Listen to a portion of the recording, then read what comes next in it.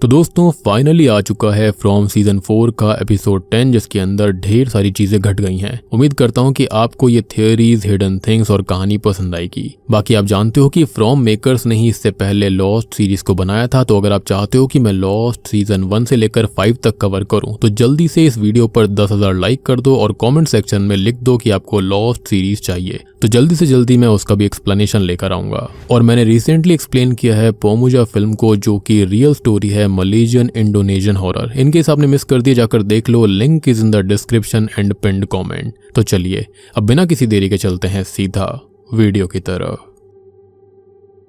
तो from season 4 finale episode यानी कि एपिसोड 10 की शुरुआत होती है गुफा के अंदर चेम्बर में टैबिथा और जेड को दिखाते हुए, जो कि बोन्स को देखकर काफी शॉक्ड रह गए थे, यानी कि उन 7 अंकुई बच्चों की बोन्स को देखकर। यानी कि जेड की मशरूम ट्रिप के सीन्स बिल्कुल ठीक थे। खैर ऊपर बॉटल ट्री के पास बॉयड और बाकी सब सिग्नल का वेट कर रहे होते हैं कि कब बोन्स को खोदकर बैग में भरा जाएगा और सिग्नल आएगा, जिससे कि ये लोग तुरंत ही बॉटल ट्री को उखाड़ फेंकेंगे। अब गुफा के अंदर मॉन्स्टर जो थे वो इंतजार कर रहे थे और टैबिथा को मना कर रहे थे कि वो बोन्स को ना निकाले, लेकिन जेड के समझाने के बाद वो बोन्स को बैग में भरना शुरू करते हैं। लेकिन तभी जेड ये बोलता है कि टैबिथा को जल्दी से बोन्स लेकर ऊपर जाना होगा जैसे ही बॉटल ट्री उखाड़ा जाएगा। लेकिन टैबिथा शॉक्ड हो गई थी कि उसने तो ये कहा था कि बोन्स इस चेम्बर को सुरक्षित रखते हैं तो मॉन्स्टर्स अंदर नहीं आ पाएंगे, लेकिन जेड कहता है कि उसने झूठ बोला था। एक बार बोन्स बाहर आ गई और बॉटल ट्री उखाड़ लिया गया तो फिर इस चेम्बर को कोई भी चीज सुरक्षित नहीं रखेगी, यानी कि ट्री बाहर निकल गया तो मॉन्स्टर अंदर आ सकते हैं और ये टेलिस्मैन भी काम नहीं करेगा पूरी तरह से। अब ऐसा जेड ने इसलिए किया था क्योंकि उसका ये मानना था कि टैबिथा के बच्चे घर जाना डिजर्व करते हैं, और बॉयड को अगर ये बात बता दी जाती तो फिर बॉयड कभी भी उनको टनल में आने नहीं देता। खैर अब हड्डियों को बैग में भर लिया जाता है और ये दोनों ऊपर सिग्नल भेज देते हैं, जिससे कि बॉटल ट्री को आसानी से उखाड़ दिया जाता है। और इस बॉटल ट्री की जड़ इतनी ताकतवर भी नहीं थी, काफी ज्यादा ही कमजोर थी, जैसे कि किसी ने इसको बस ऐसे ही गेम की तरह लगा दिया हो। खैर बॉटल ट्री उखड़ते ही मॉन्स्टर तुरंत ही वो टेलिस्मैन पार कर कर गुफा में एंटर कर जाते हैं। शायद से वो टेलिस्मैन पॉलिथीन से टच नहीं हो रहा होगा, या फिर बॉटल ट्री उखड़ जाने से उसकी शक्ति खत्म हो गई थी और बोन्स का भी कनेक्शन यहाँ पर जरूर था।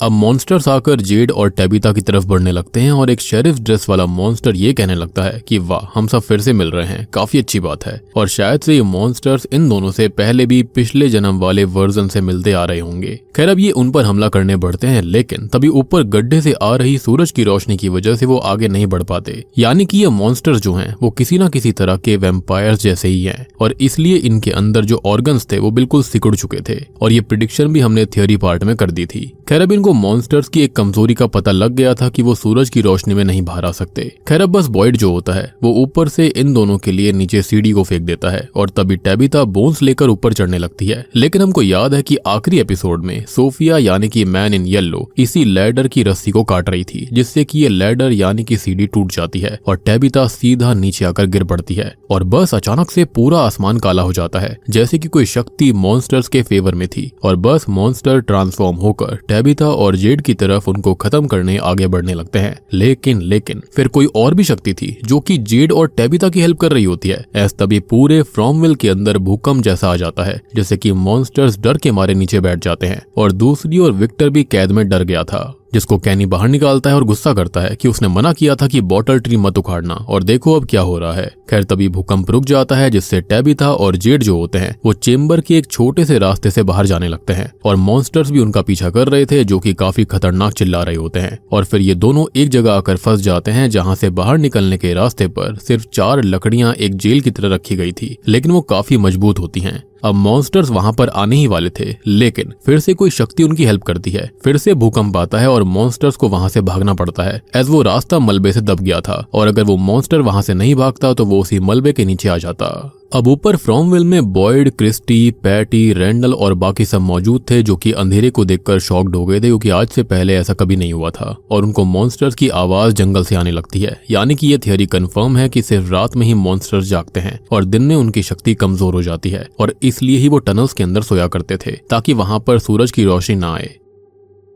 लेकिन तभी बॉयड को बाकी सबके साथ कार लेकर वहां से भागना पड़ता है और उसको टैबिथा और जेड की काफी चिंता हो रही थी, लेकिन वहां पर ज्यादा लोग होते हैं जिसके चलते उसे वहां से जाना पड़ता है। लेकिन पैटी बहुत डर गई थी, जिसके चलते बॉयड को मॉन्स्टर्स पे गोली चलानी पड़ती है और पैटी को जबरदस्ती वहां से लेकर जाना पड़ता है। पैटी इतनी डर गई थी कि वो बॉयड के ऊपर ही ब्लेम करने लगती है कि उनकी वजह से सब कुछ हुआ है, उनको ऐसा नहीं करना चाहिए था। विक्टर ने सही कहा था कि बॉटल ट्री को नहीं उखाड़ना है और अब उन्होंने किसी चीज को बहुत ही ज्यादा गुस्सा दिला दिया था। अब एक मॉन्स्टर गाड़ी के आगे आकर साथ साथ हमला करने भागता है, लेकिन वो पीछे रह गया था और फिर पैटी जो होती है वो बॉयड की ही गन छीनकर खुद को खत्म करने की कोशिश करती है, क्योंकि वो मॉन्स्टर्स का शिकार नहीं होना चाहती थी। और बस तभी बॉयड उसको बचा लेता है, जिससे होता यह है कि वो गोली जो होती है वो गाड़ी की शीशे पर लग जाती है, जिससे कि गाड़ी का शीशा टूट गया था। अब क्लिनिक में मैरियल फातिमा को बार बार बाहर जाने से रोक रही होती है, क्योंकि उसको अपने पति एलिस की चिंता हो रही थी। और मैरियल के इस वियर्ड से बर्ताव के बारे में फातिमा उससे पूछताछ करती है कि जब से वो यहाँ पर आई है वो फातिमा को रोकती है, असल में उसके साथ हुआ क्या है, वो उसको कुछ बताती क्यों नहीं है। अब इससे पहले मैरियल उसको सब कुछ बता पाती कि फातिमा के साथ क्या हो रहा था, तो फातिमा को अचानक से महसूस होता है कि स्माइली मॉन्स्टर यानी कि उसका बेटा वहां पर आ रहा है। अब मैरियल जब बाहर देखती है तो वाकई में वो वहां पर आ रहा था, लेकिन उनका ये कहना था कि टेलिस्मैन से वो बिल्कुल सुरक्षित रहेंगे। लेकिन भूकंप की वजह से टेलिस्मैन वहां से हट गया था और जब तक मैरियल के हाथ वो टेलिस्मैन लगता तब तक वो स्माइली मैन अंदर घुस जाता है और फातिमा को माँ कहकर पुकारता है। अब मैरियल और फातिमा जो होते हैं वो उस टेलिस्मैन को उठाकर अंदर वाले रूम में चले जाते हैं। अब वो टेलिस्मैन को लगाने ही वाले थे, लेकिन स्माइली मॉन्स्टर अंदर पहले ही आ जाता है। अब मैरियल चाकू लेकर फातिमा को बचाने की कोशिश करती है, लेकिन स्माइली मॉन्स्टर जो था उसने यहाँ पर मैरियल का पेट चीर दिया था और वो अपने असली रूप में चिल्लाने लगता है। लेकिन तभी फातिमा भी बिल्कुल सेम तरह से चिल्लाती है, यानी कि वो भी वाकई में मॉन्स्टर ही बनती जा रही थी, जिससे कि स्माइली मैन शांत हो जाता है, ऐद उसने ऐसा पहली बार देखा था। और बस वो शांत होते हुए फातिमा को देखकर इंटरेस्टिंग बोलकर वहां से हंसते हुए निकल जाता है। अब तभी जब स्माइली मॉन्स्टर वहां से बाहर जा रहा होता है तो क्रिस्टी के साथ बॉयड एलिस वाली गाड़ी वहां पर आ रही होती है। क्रिस्टी समझ जाती है कि वहां कुछ तो हुआ है और बस जैसे ही वो मैरियल का ऐसा हाल देखती है तो रोने लगती है और मैरियल उसको एक आखिरी बार किस करके अपना दम तोड़ देती है, वो भी क्रिस्टी की बाहों में। और लास्ट टाइम भी दोनों में लड़ाई हो रही थी तो इनको एक अच्छी एंडिंग नहीं मिल पाई and I really feel bad for Christy, ऐसा नहीं होना चाहिए था। एनीवेज हम ये भी जानते हैं कि अब मैरियल की सोल फ्रॉमविल के अंदर ही भटकती रहेगी, सफर करेगी, जैसा कि वो हमेशा सोचती थी। और फातिमा भी ये देखकर टूट जाती है, उसका ये मानना था कि उसको बचाते हुए मैरियल के साथ ये सब हुआ और स्माइली मैन खाली उसकी तरफ हंसते हुए वहां से चला गया था। तभी हम बेवकूफ एल्जिन को देखते हैं, जिसको सोफिया ने डाइनर में अपने सामने एक कैदी की तरह बैठाया हुआ था और वो उसके साथ भी एक डील और बार्गेन करने की कोशिश कर रही थी। शायद से क्लैरा को सब पता था कि यहाँ पर क्या हो रहा है। सोफिया एल्जिन को बोलती है कि ये सब कुछ समय बाद बस एक बुरा सपना जैसा लगेगा और कुछ नहीं, लेकिन एल्जिन इन सब के लिए नहीं मानता तो सोफिया गुस्सा होकर एल्जिन को अपने हाथ उसके हाथ में देने के लिए कहती है और एक आखिरी बार पूछती है कि वो उसकी बात मानेगा या फिर नहीं, लेकिन एल्जिन नहीं मानता और प्रेयर्स करने लगता है, जिससे कि सोफिया निराश होकर कहती है कि तुम इंसान और तुम्हारी प्रेयर्स। और बस वो अचानक से ही एल्जिन के बॉडी की फंक्शनिंग को रोककर उसको खत्म कर देती है और क्लैरा को उसकी बॉडी ठिकाने लगाने के लिए कहती है। सोफिया बस एक ही बात बोलती है कि अंत नजदीक है और अंत में सब कुछ बहुत ही ज्यादा मेसी हो जाता है, खराब हो जाता है। और इस टाउन के अंदर फिलहाल अंधेरे होने का मतलब यही था कि अब उसको इस टाउन के अंदर माचिस लगानी पड़ेगी और फिर वो उसको जलता देखेगी मजे से, यानी कि मैन इन येलो पक्का किसी तरह का डीमन ही है। और बस फिर अचानक से ही बाहर रोशनी फिर से हो जाती है और सोफिया डाइनर से बाहर निकल जाती है। शायद से इस साइकिल का अंत जल्दी ही आने वाला था।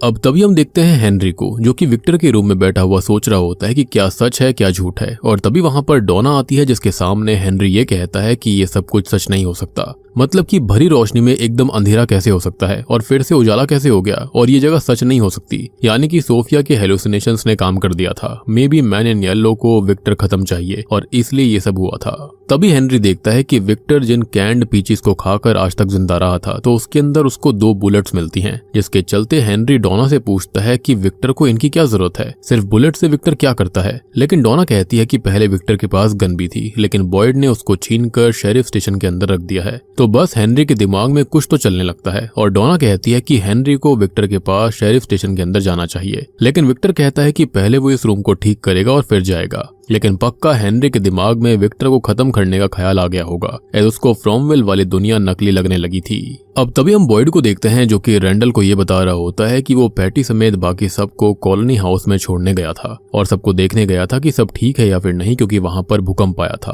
वो सब कुछ जानना चाहता था कि यहाँ पर क्या हुआ क्या नहीं। लेकिन तभी अंदर हम फातिमा और एलिस को बात करते देखते हैं, जहाँ फातिमा एलिस को कुछ बातें बता रही होती है कि क्या क्या हुआ था। और तभी बॉयड पहले फातिमा से उसका हालचाल लेता है और फिर क्रिस्टी के पास जाता है, जहाँ पर क्रिस्टी बॉयड को पकड़कर बहुत रोती है और उसके रोने की आवाज से फातिमा भी बहुत दुखी हो गई थी।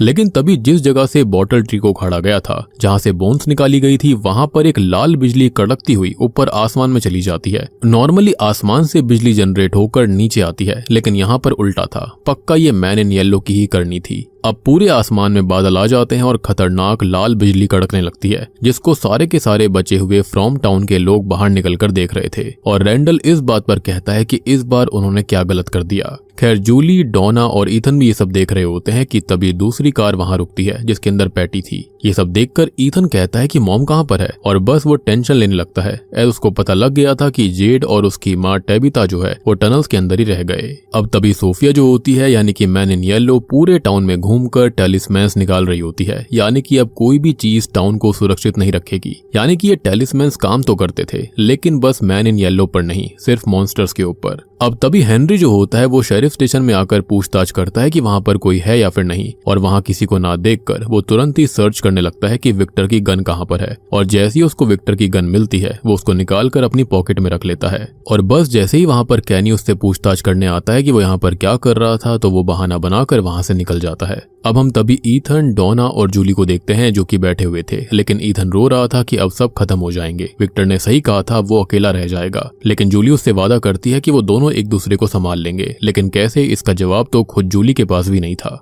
लेकिन अचानक से पूरे किचन के कैबिनेट्स और सामान इधर उधर होने लगता है, जैसे कि कोई उनको कुछ सिग्नल देना चाहता हो, जिससे कि ये सभी डर जाते हैं। तभी शेरिफ स्टेशन के अंदर बॉयड और कैनी बात कर रहे होते हैं, जहां पर बॉयड को लग रहा था कि उन्होंने जो किया गलत किया और ये सब नहीं करना चाहिए था। शायद से विक्टर बिल्कुल ठीक कह रहा था। लेकिन तभी वहां पर एकोस्टा और सहरा आते हैं। एकोस्टा कहती है कि उनको वापस जाना होगा टनल्स के अंदर। वहां पर बोन्स, टेबिता और जेड अभी भी हैं, लेकिन बॉयड इसके लिए मना करता है कि वो और रिस्क नहीं लेंगे। लेकिन तभी जेड समझदारी से रेडियो पर सिग्नल भेज देता है, लेकिन बैटरी खत्म होने से सिग्नल रुक गए थे। लेकिन उनके पास एक उम्मीद आ गई थी, और मैं तो ये सोच रहा हूँ कि अगर जब ये लोग यहाँ पर नहीं होते तब ऐसा सिग्नल आता तो किसी को पता भी नहीं चलता कि जेड और टैबी जिंदा हैं। लेकिन अब बॉयड के पास में एक उम्मीद थी। अब नीचे गुफा के अंदर टैबिथा और जेड जो होते हैं वो सिग्नल जाने से निराश हो जाते हैं, क्योंकि बैटरी खत्म हो गई थी। और सामने जो लकड़ियां थी वो उनको खोदकर बाहर निकलने की कोशिश करते हैं कि शायद इससे वो कमजोर हो जाएं और बाहर निकल सकते हैं। अब टैबिथा जेड को थैंक यू भी कहती है कि उसने जो कुछ भी किया उसके लिए, क्योंकि इन सब से कम कोई तो उम्मीद मिली थी।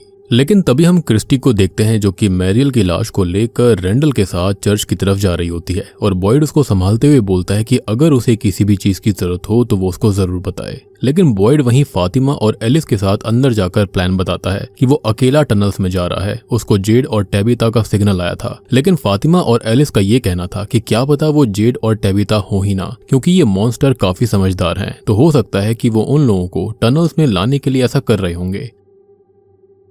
लेकिन फातिमा को याद रखना चाहिए कि रेडियो के सिग्नल्स भेजने के लिए बहुत दिमाग लगता है, और पूरे टाउन के अंदर खाली जेड और जिमी थे जो कि ऐसा कर सकते थे। तो मॉन्स्टर्स अगर ये इंसान भी रहे होंगे तो उनके अंदर इतना दिमाग नहीं होगा। खैर तभी बॉयड कहता है कि चाहे कुछ भी हो जाए वो जरूर अंदर जाएगा, एटलीस्ट जाकर चेक करेगा, एज अब वो किसी और की जान को खतरे में नहीं डाल सकता। लेकिन फातिमा बताती है कि एलिस और वो भी साथ चलेंगे। रीजन बीइंग कि फातिमा मॉन्स्टर्स को महसूस कर सकती है, सिर्फ स्माइली मॉन्स्टर को नहीं बल्कि सबको। यानी कि अब हमको समझ आया कि ये सारे मॉन्स्टर्स आपस में कनेक्टेड थे, और एक को भी अगर कुछ पता चलता तो सबको पता लग जाया करता था। अब ये बात सुनकर तो एलिस और बॉयड काफी शॉक्ड हो गए थे, लेकिन फिर वो मान जाते हैं, एज फातिमा टनल्स में उनको वार्न कर सकती थी कि मॉन्स्टर्स कब और कहां से आ रहे हैं। वहीं दूसरी ओर सोफिया अभी भी सारे के सारे टेलिस्मैन्स को अलग अलग जगहों से उतारने में लगी हुई थी, और उनको वो एक बैग में रख रही थी। तभी विक्टर के रूम के अंदर हेनरी गन के अंदर गोलियां डाल देता है, बट अचानक से वहां पर विक्टर आ जाता है, जिससे कि हेनरी डर के मारे गन को वहीं छुपा देता है। अब विक्टर अपने पिता से बात करता है और ये कहता है कि वो उससे नाराज क्यों हैं, क्योंकि उखड़े उखड़े रहते हैं वो काफी, जबकि उनके लिए ही उसने ये रूम सजाया था, बेड लगाया था, और अगर वो रूममेट्स हैं तो बात नहीं छुपानी चाहिए। लेकिन हेनरी पहले मना करने लगता है कि ऐसा कुछ भी नहीं है।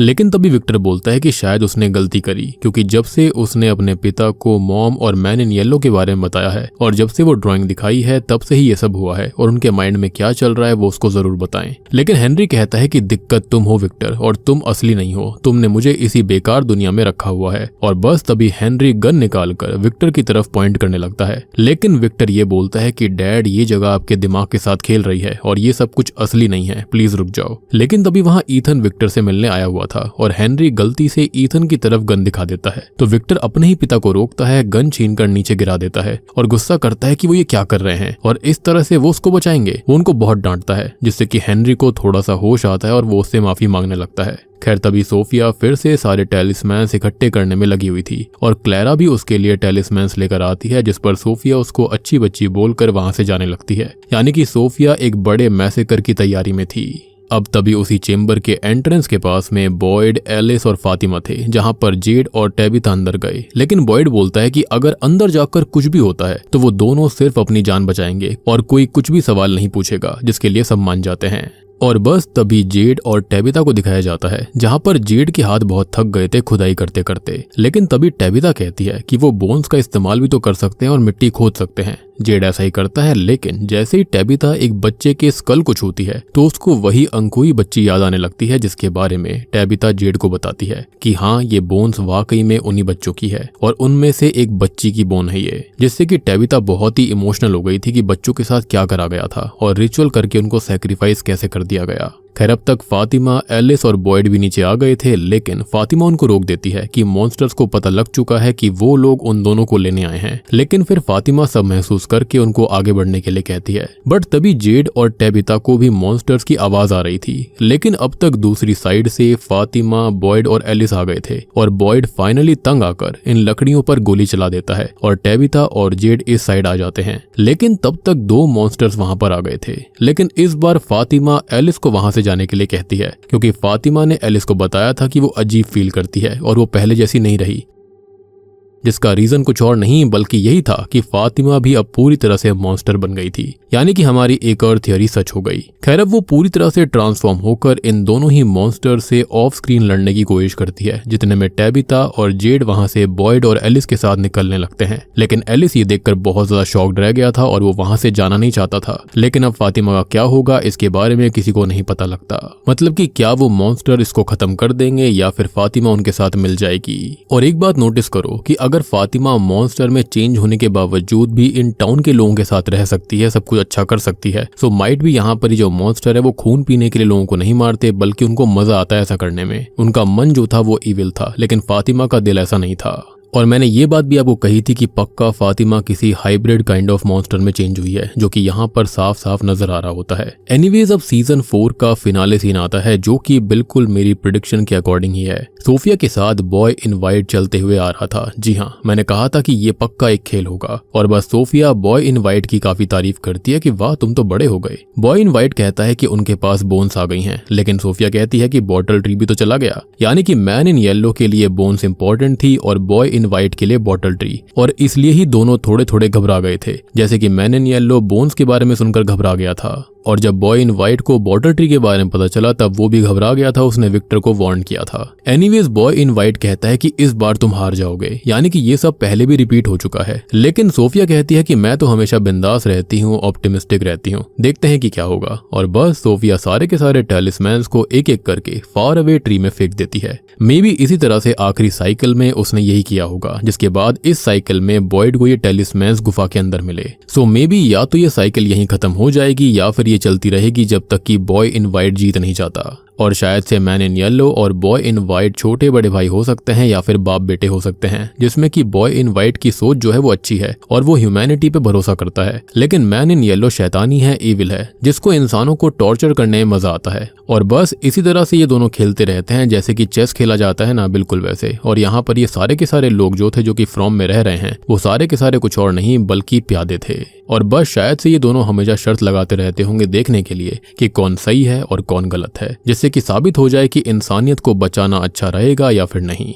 और बूम, इसी के साथ में फ्रॉम सीजन 4 का फिनाले एपिसोड यहीं पर खत्म हो जाता है। खैर अब हम बात कर लेते हैं इस एपिसोड के कुछ हिडन थिंग्स के बारे में और कुछ थियरीज के बारे में। साथ ही साथ हम और भी बात करेंगे कि आखिरकार आगे क्या हो सकता है। खैर सबसे पहले देखो, यहाँ पर हमको ये बात पता है कि सबसे इम्पोर्टेंट यहाँ पर है मैन इन येलो यानी कि सोफिया। पूरे एपिसोड के अंदर उसने ऑलमोस्ट हर इम्पोर्टेंट इवेंट को कंट्रोल किया। एल्जिन को खत्म कर दिया, हेनरी के दिमाग को मैनिपुलेट किया, टाउन के सारे टेलिस्मैन्स को हटा दिया और एंड में बॉय इन वाइट के साथ बिल्कुल आराम से बात करती हुई भी नजर आई। और इससे ऐसा लगता है कि ये दोनों सिर्फ नॉर्मल इंसान नहीं हैं बल्कि इस गेम के सबसे पावरफुल एंटिटीज में से एक हैं। लेकिन ज्यादा पावरफुल यहाँ पर है मैन इन येलो। अगर आप ध्यान दो तो बॉय इन वाइट ने एक बार ट्राई किया था, उसने क्रिस्टोफर को सारी बातें बताई थी लेकिन क्रिस्टोफर उसको प्रोसेस नहीं कर पाया और पागल हो गया। तो शायद से बॉय इन वाइट ने यही सोचा हुआ कि इन लोगों को खाली हिंट्स दिए जा सकते हैं, क्योंकि अगर डायरेक्टली सब कुछ बताया गया तो हो सकता है कि लोग उसको कैसे प्रोसेस करेंगे।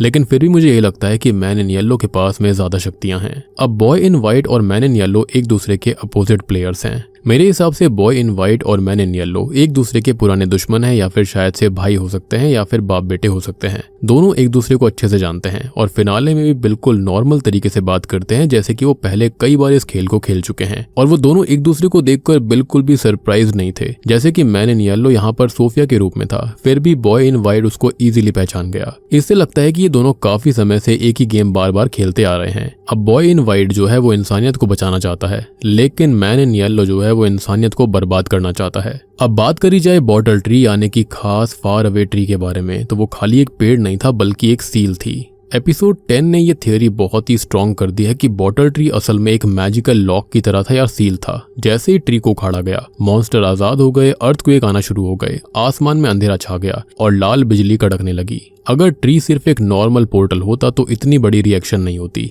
इसलिए लगता है कि बॉटल ट्री ही पूरे सिस्टम को बैलेंस कर रहा था, जिसके चलते बॉय इन वाइट ने कहा था कि उसको नहीं निकालना चाहिए। अब देखो, हमें बोन्स की भी असली इंपॉर्टेंस समझ में आती है, क्योंकि सीजन 4 की एंडिंग के बाद ये साफ हो गया कि ये किसी भी नॉर्मल इंसान की बोन्स नहीं है, बल्कि वाकई में अंकुई बच्चों की ही बोन्स हैं जिनको कभी सैक्रिफाइस करा गया था। और जब तक ये बोन्स अपनी जगह पर थी तब तक फ्रॉम मिल का बैलेंस बना हुआ था। और आपको याद होगा कि इन बच्चों ने अपनी उम्मीदें बॉटल ट्री में छुपा दी थी, और जैसे ही वो उखड़ गया बच्चों की उम्मीदें भी काइंड ऑफ उखड़ गई थी। लेकिन अच्छी बात यह है कि कम से कम इनके पास बोन्स अभी भी हैं। और इसके बाद हुआ ये कि पूरा सिस्टम हिल गया था। हो सकता है कि सीजन 5 में ये बोन्स ही कर्स तोड़ने के लिए चाबी बन जाएं, and may be lake of tears वाकई में वहां पर होगा। हो सकता है कि लाइट हाउस के पास कोई ना कोई लेक ऑफ टीयर्स हो, जिसके अंदर शायद इन बोन्स को बहाना होगा या फिर प्रवाह करना होगा, जिसके बाद ही शायद उन बच्चों की आत्माओं को शांति मिले। अब बात करते हैं फातिमा के बारे में। तो फातिमा अब एक नॉर्मल इंसान नहीं रही। सबसे शॉकिंग सीन तब आता है जब स्माइली ने फातिमा को मारने की जगह सिर्फ इंटरेस्टिंग बोला और माँ बोला और फिर वहां से चला गया। मेरा मानना है कि अब फातिमा जो है वो हाइब्रिड बन चुकी है, यानी कि वो फुल मॉन्स्टर तो नहीं है लेकिन हाफ ह्यूमन और हाफ मॉन्स्टर है। इसी वजह से वो मॉन्स्टर्स को महसूस भी कर पा रही थी और इसलिए उसके वाइटल्स इतने लो हो गए थे। आपने नोटिस करा होगा कि जब भी यहाँ पर मैन इन येलो ट्रांसफॉर्म होता है तो उसकी बॉडी के अंदर सेम टाइप की नसें दिखती हैं, और फातिमा के पेट पर भी सेम टाइप की नसें दिख रही थी। तो मैन इन येलो भी यहाँ पर किसी तरह का मॉन्स्टर है, लेकिन शायद से इनका राजा है वो। और ये भी हो सकता है कि 5वें सीजन में वो मॉन्स्टर्स के खिलाफ सबसे पावरफुल वेपन बन सकती है या फिर उनकी क्वीन बनने की कोशिश करेगी। आपने नोटिस किया होगा कि स्माइली मैन ने उसकी बात मानी थी। कुछ और थियरीज ये भी हैं कि मॉन्स्टर्स की सबसे बड़ी वीकनेस फाइनली रिवील हो चुकी है। एपिसोड में पहले ही दिखाया गया था कि मॉन्स्टर जो हैं वो इस टेलिस्मैन से डरते हैं, लेकिन मॉन्स्टर्स दिन की रोशनी में आगे नहीं बढ़ पा रहे थे और इससे वैम्पायर वाली थियरी काफी स्ट्रांग हो जाती है। शायद से ये ट्रेडिशनल वैम्पायर्स नहीं हो, लेकिन इनकी शक्तियां सनलाइट से कमजोर जरूर होती हैं और इसी वजह से ये हमेशा टनल्स के अंदर छुपे रहते हैं और सिर्फ रात को शिकार करते हैं। बात करें इन टेलिस्मैन्स के बारे में तो शायद से वो फेक नहीं है, लेकिन उनकी कुछ लिमिटेशंस हैं। पहले बहुत लोग सोच रहे थे कि टेलिस्मैन्स काम नहीं करते और शायद से मॉन्स्टर जो हैं वो खाली दिखावा करते हैं ऐसा, लेकिन इस 10वें एपिसोड के एंड ने यह साबित कर दिया कि टेलिस्मैन मॉन्स्टर को रोक सकते हैं, लेकिन मैन इन येलो या फिर सोफिया का उन पर कोई असर नहीं होता और वो मॉन्स्टर पर काम करते हैं। तब भी उसने आराम से उनको उठाया और उसके बाद उसको फार अवे ट्री में फेंक दिया। मतलब टेलिस्मैन्स खाली मॉन्स्टर्स के खिलाफ ही प्रोटेक्शन देते हैं और फाइनल ईवल के खिलाफ नहीं। बात करें विक्टर के बारे में तो विक्टर को शायद सब कुछ पहले से पता था। विक्टर पूरे सीजन में बार बार बॉटल ट्री को ना छेड़ने की वार्निंग दे रहा था और उसको पक्का आखिरी साइकिल का कुछ ना कुछ याद है, लेकिन वो किसी को कुछ बता नहीं पा रहा है। अब जब ट्री उखाड़ा गया तो वही हुआ जिसका डर था और इसलिए मेरा मानना है कि विक्टर ही चाबी है हर चीज की। उसको प्रीवियस साइकिल की सारी इन्फॉर्मेशन इन लोगों को देनी पड़ेगी और शायद वही एक इंसान है जिसको पता है कि पहले यहाँ पर क्या हो चुका है या फिर फिर फ्यूचर में क्या हो सकता है। मुझे अच्छे से याद है कि फ्रॉम मेकर्स ने लॉस्ट सीरीज बनाई थी और उसके एंडिंग में भी ऐसा ही होता है। दो अलग अलग एंटिटीज होती हैं जो कि एक इविल होती है और एक अच्छी होती है।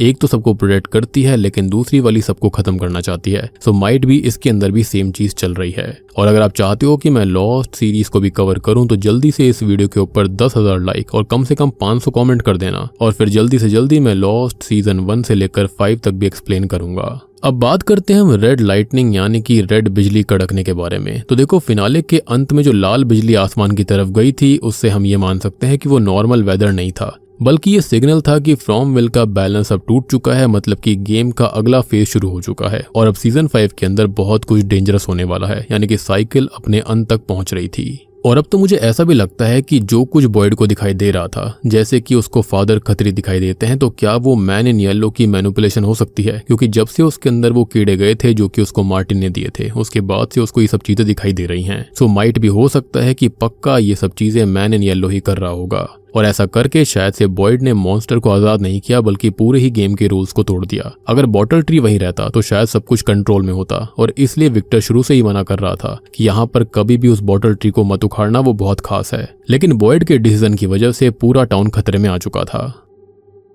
फिनाले की सबसे इंपॉर्टेंट लाइन थी कि इस बार तुम हार जाओगे। सिर्फ ये 2 वर्ड्स ही साबित करते हैं कि ये पहली बार नहीं हो रहा था। ये साइकिल पहले भी कई बार रिपीट हो चुकी है और हर साइकिल में नए लोग आते हैं। सबसे बड़ी बात कि हर साइकिल में मैन इन येलो जीत जाता है, वहां पर नए सैक्रिफाइसेस होते हैं और फिर गेम दोबारा रीसेट हो जाता है। और शायद से बॉय इन वाइट पहली बार सीजन 5 के अंत में इस साइकिल को तोड़ने की पूरी कोशिश करेगा, क्योंकि यहाँ पर हम देख चुके हैं कि जेड और टेबिता पूरी तरह से तैयार थे इस साइकिल को तोड़ने के लिए। वो नहीं चाहते कि सब कुछ वापस से रिपीट हो, क्योंकि अगर टेबिता और जेड फिर से खत्म हो गए तो अगली बार फिर से वो वापस लौटेंगे। और अब तो ये बात भी साबित हो गई कि लाइट हाउस के अंदर जो अलग अलग तारीख, अलग अलग साल लिखे हुए थे, वो साल वही हैं जब यहाँ पर ये साइकिल रिपीट हुई थी। हो सकता है कि हर साइकिल के अंत में ये लोग लाइट हाउस की तरफ भागते होंगे जहां से बाहर जाने का रास्ता हो सकता है, और फिर वहां पर कुछ ना कुछ हादसा होता होगा जिसके चलते ये बच नहीं पाते होंगे। लेकिन खत्म होते होते वहां पर ये डेट लिख दिया करते थे ताकि अगले आने वाले लोगों के लिए कोई ना कोई हिंट तो हो जाए। अब देखो, अगले सीजन के लिए प्रिडिक्शन करी जाए तो मेरे हिसाब से सीजन 5 में सबसे इंपॉर्टेंट कैरेक्टर जेड हो सकता है। बोन्स उसके पास है और शायद वही कर्स तोड़ने का असली रास्ता ढूंढ सकता है। फातिमा पूरी तरह मॉन्स्टर नहीं बनेगी बल्कि इंसान और मॉन्स्टर्स के बीच का एक ब्रिज बनेगी, क्योंकि जैसा मैंने पहले बताया, पक्का वो एक हाइब्रिड मॉन्स्टर है। अदरवाइज वो इंसानों के साथ इतनी नॉर्मल तरह से कैसे रह सकती है। अगले सीजन के अंदर अगर विक्टर की हिडन मेमोरीज बाहर आ जाती हैं तो काफी कुछ रिवील हो जाएगा और बॉय इन वाइट के बारे में बहुत कुछ जानने के लिए मिलेगा। हो सकता है कि इस बार शायद से वो सबको बता दे कि आखिरकार यहाँ पर क्या हो रहा है। और मुझे ऐसा लगता है कि बॉय इन वाइट ने यहाँ पर कितनी मौतों को देखा है, तो मुझे लगता है कि वो इतना सीधा या फिर परफेक्ट भी नहीं है जितना वो दिखाता है।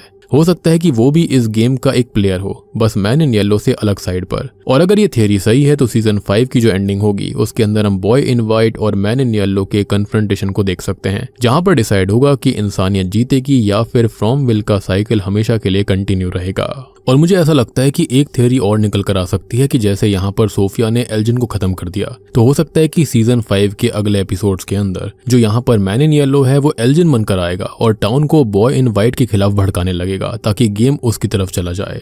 अब देखो, यहाँ पर हमको ये तो समझ में आ गया कि मैन इन येलो और बॉय इन वाइट जो है वो एक गेम खेल रहे हैं जो कि एक ही सिक्के के 2 पहलू हैं, लेकिन अलग अलग साइड पर। लेकिन फिर ये सवाल उठता है कि आखिरकार कि जो इविल क्रीचर्स थे जैसे कि बैलरीना, वो कहाँ से आई थी? मार्टिन कौन था? और क्यों कुछ ही लोग जैसे कि जेड और टेबिता जो हैं वो बार बार रीइंकार्नेशन लेकर यहाँ पर आते रहते हैं? मतलब ये बैड लक है या फिर कोई ना कोई लिंक जुड़ा हुआ है? सबसे बड़ी बात कि जूली जो है वो स्टोरी वर्क क्यों कर सकती है, बाकी लोग क्यों नहीं कर सकते? और खाली सैरा को ही वो आवाजें क्यों सुनाई दी थी? आई बिलीव कि इन सवालों का अगर जवाब मिल जाता पहले ही तो हो सकता है कि पूरी की पूरी गुत्थी ही सुलझ जाती। लेकिन अभी भी हमको बहुत सारे सवालों के जवाब नहीं मिले हैं एंड आई डोंट नो कि सीजन 5 में खाली 10 एपिसोड के अंदर इतनी सारी चीजें कैसे एक्सप्लेन करी जाएंगी। आई नो कि सभी लोग इस सीजन को काफी बेकार बोल रहे हैं एंड ट्रस्ट मी, सीजन 1, 2, 3 काफी अच्छे थे। ये वाला सीजन थोड़ा सा स्लो हो गया, हो सकता है कि वो उसको खींचना चाहते हो, लेकिन मेकर्स की तरफ से पहले ही बता दिया गया था कि सीजन 4 जो है वो सेटअप है सीजन 5 के लिए। तो हो सकता है कि सीजन 5 के अंदर ढेर सारी इंटरेस्टिंग चीजें और थियरीज देखने के लिए मिलेंगी।